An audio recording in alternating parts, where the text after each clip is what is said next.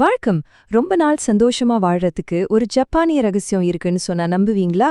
அதுக்கு பேரு தான் இக்கிகாய். வாங்க, இந்த இக்கிகாய்னா என்ன, அதோட ஆழமான அர்த்தம் என்ன, அப்புறம் அதை எப்படி நம்ம வாழ்க்கையோட ஒரு பகுதியா மாத்திக்கிறதுன்னு கொஞ்சம் விரிவா பார்க்கலாம்.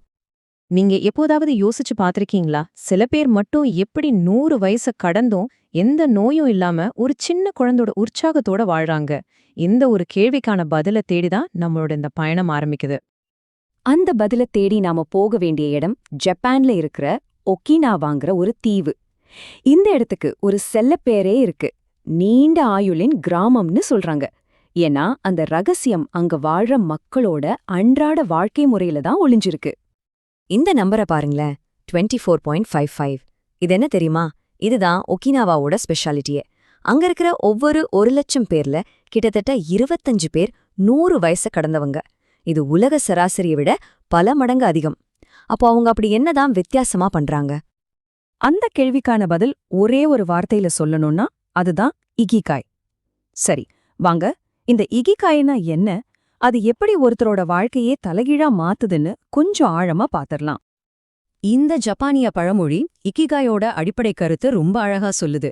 ஜப்பானிய கலாச்சாரத்துல ரிட்டையர்மெண்ட்டுங்கிற ஒரு விஷயமே கிட்டத்தட்ட கிடையாது. புடிச்ச வேலையை சாகுற வரைக்கும் செய்யணும், அதுதான் அவங்களோட தத்துவம். இக்கிகாயா ரொம்ப சிம்பிளா சொல்லணும்னா, நீங்க தினமும் காலையில எதுக்காக உற்சாகமா படுக்கைய விட்டு எழுந்துக்கிறீங்களோ அந்த ஒரு காரணம்தான். அது உங்க வேலையா இருக்கலாம், உங்க குடும்பமா இருக்கலாம், இல்ல ஒரு சின்ன ஹாபியா கூட இருக்கலாம். உங்களுக்கு அர்த்தத்தையும் உண்மையான சந்தோஷத்தையும் கொடுக்கற எது வேணும்னாலும் உங்க இக்கிகாயா இருக்கலாம். இந்த படத்தை பாருங்க. இதான் இகேகாய் தத்துவத்தோட இதயமேன்னு சொல்லலாம். இதுல 4 வட்டங்கள் இருக்கு பாத்தீங்களா? இந்த 4 வட்டங்களும் அது ஒன்னோட ஒன்னு சேர்ற இடமும் தான் நம்மளோட இகிகாயை கண்டுபிடிக்கிறதுக்கான ஒரு மேப் மாதிரி. சரி, உங்க இக்கிகாய கண்டுபிடிக்க இந்த 4 கேள்விகளை உங்களுக்கு நீங்களே கேட்டு பாருங்க. 1, நீங்க உண்மையாவே விரும்பி செய்யற விஷயம் என்ன?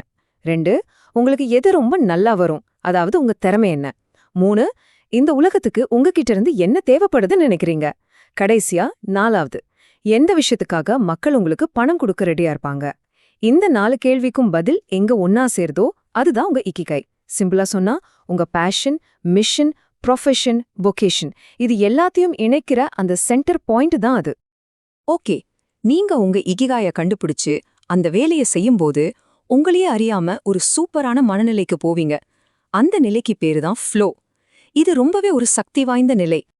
ஒரு வேலைய செய்யும்போது நேரம் போறதே தெரியாம பசி தாகம் எல்லாம் மறந்து அதுல முழுசா முழுகி போயிருக்கீங்களா? அதுதான் ஃப்ளோ. அந்த ஸ்டேட்ல உங்க மனசும் நீங்க செய்யற வேலையும் ஒன்னா கலந்துடும். அந்த நேரத்துல நாங்கிற எண்ணமே போய் நீங்களும் அந்த செயலும் ஒன்னாயிடுவீங்க. சரி, இந்த ஃப்ளோ நிலையை எப்போ அடைய முடியும்? அதுதான் இங்க சுவாரஸ்யமான விஷயம். ஒரு வேலை ரொம்ப ஈஸியா இருந்தா நமக்கு போர் அடிக்கும். அதே சமயம் ரொம்ப கஷ்டமா இருந்தா டென்ஷன் ஆகும், ஒரு பதட்டம் வரும். ஆனா நம்ம திறமைக்கேத்த மாதிரி அதே நேரத்துல ஒரு சின்ன சவாலும் இருக்கிற மாதிரி ஒரு வேலையை செய்யும் போதுதான் அந்த ஸ்வீட் ஸ்பாட்ல நாம ஃப்ளோ நிலைய அடையிறோம். நம்மள நிறைய பேரு பெருமையா சொல்லிக்கிற ஒரு விஷயம் என்ன தெரியுமா? Multi tasking. நான் ஒரே நேரத்துல 10 வேலை செய்வேன்னு சொல்லுவோம். ஆனா உண்மையிலே அப்படி செய்யறது நம்ம ப்ரொடக்டிவிட்டிய கூட்டுதா இல்ல குறைக்குதா? இந்த ஒப்பிட பாருங்க, ரொம்ப தெளிவா புரியும். மல்டி டாஸ்கிங்னா ஒரே நேரத்துல பல வேலை செய்யறதில்ல. உண்மையில அது ஒரு வேலையிலிருந்து இன்னொரு வேலைக்கு வேக வேகமா தாவுறதுதான்.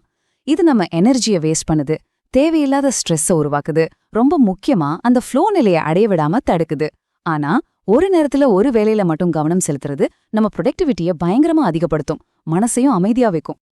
நம்புங்க, இது சயின்டிஃபிக்கா நிரூபிக்கப்பட்ட உண்மை. மல்டி டாஸ்கிங் பண்றதுனால உங்க ப்ரொடக்டிவிட்டி 60% வரைக்கும் குறையுதான்.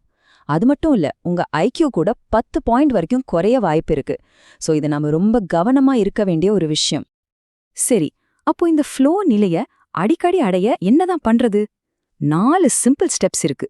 முதல்ல உங்க மொபைல் போனை ஆஃப் பண்ணி வைங்க. டிஸ்ட்ராக்ஷன் இல்லாத ஒரு இடத்தை தேர்ந்தெடுங்க. 2வது, என்ன செய்ய போறீங்கன்னு தெளிவா ஒரு இலக்க செட் பண்ணுங்க.